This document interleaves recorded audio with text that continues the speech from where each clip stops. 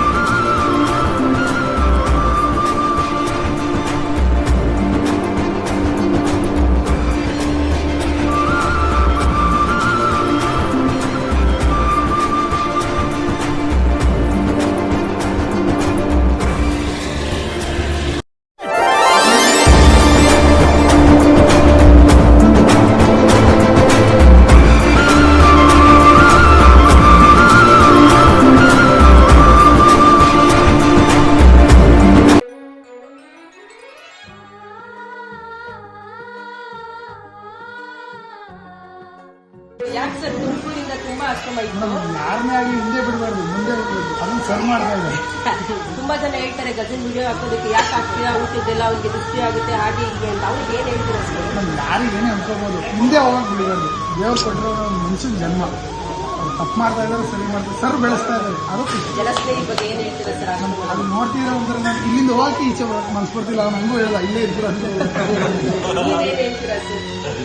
ಬಂದಿರೋ ಒಂಥರ ಮನಸ್ಸಿಗೆಲ್ಲ ನೋಡ್ತಿದ್ರೆ ಇಲ್ಲೇ ನಿಮ್ಮ ಹೊರಗಡೆ ಇದ್ದಾಗ 5 ಜನ ಇದ್ರು ಜಾಸ್ತಿ ಸೌಂಡ್ ಬರೋದು, ಇಷ್ಟು ಜನ ಇದ್ರು ಸೌಂಡೇ ಬರೋದು.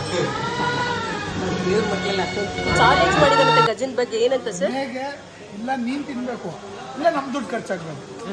ಸೂಪರ್, ಇಲ್ಲ ನಮ್ ದುಡ್ಡು ಖಾಲಿ ಆಗ್ಬೇಕು, ಇಲ್ಲ ಗಜನ್ ಹೊಟ್ಟೆ ತುಂಬಬೇಕು.